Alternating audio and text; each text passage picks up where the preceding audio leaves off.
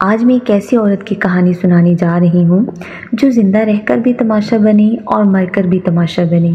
Julia پاسترانہ، وہ عورت جسے انسان ماننے میں دنیا کو 150 سال لگے۔ میکسیکو کے پہاڑی علاقے میں ایک بچی پیدا ہوئی جس کا نام تھا جولیا پاسترانہ۔ پیدائشی طور پر وہ ایک نایاب جینیاتی بیماری کا شکار تھی جس کے باعث اس کے چہرے، جسم، بازو، ٹانگیں، حتیٰ کہ ہتھیلیاں تک موٹے بالوں سے بھری ہوئی تھیں، اور اس کے چہرے کی ہڈیاں بھی کچھ اس طرح تھیں کہ لوگ اسے آدھی عورت آدھا بندر کہنے لگے۔ اس کی ماں نے شاید غربت یا شرمندگی کے باعث اسے ایک سرکس کے مالک تھیوڈور لینڈ کے ہاتھ بیچ دیا۔ تھیوڈور نے جولیا کو اپنی سرکس کی زینت بنایا۔ دنیا کے مختلف ملکوں میں اس کی نمائش ہوتی، لوگ اسے ایک عجیب و غریب مخلوق سمجھ کر دیکھنے آتے۔ وہ اسٹیج پر ناچتی، گاتی، لوگوں کو خوش کرتی، لیکن اس کے اندر ہر دن ایک چیخ مرتی تھی، میں بھی انسان ہوں۔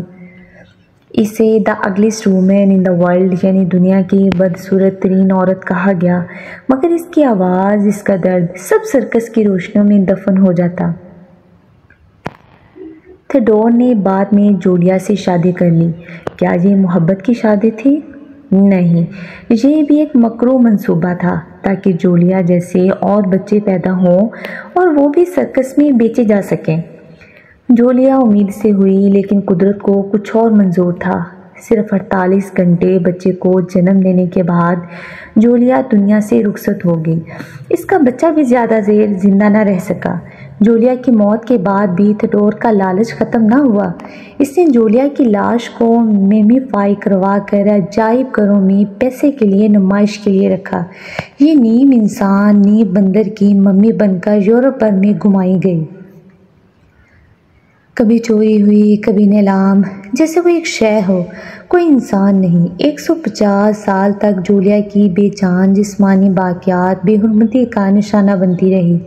آخرکار 2005 میں ایک نیک دل آرٹسٹ لور اینڈرسن باربارا کی کوششوں سے جولیا کی باقیات ناروے سے واپس لائی گئی۔ 2013 میں جولیا پاسترانہ کو اپنے آبائی شہر میں اسلامی رسم کے مطابق دفن کیا گیا۔ 150 سال بعد دنیا نے آخرکار اسے انسان مانا۔ دنیا میں کچھ لوگ زندگی اور موت کے بعد بھی اذیت سہتے ہیں۔ جولیا پاسترانہ بھی ان میں سے ایک تھی۔ اگر آپ سمجھتے ہیں کہ دنیا کو جولیا جیسی کہانیوں سے سیکھنا چاہیے تو اس ویڈیو کو ضرور شیئر کریں تاکہ ہم کسی اور جولیا کو تماشا نہ بننے دیں۔ جزاک اللہ۔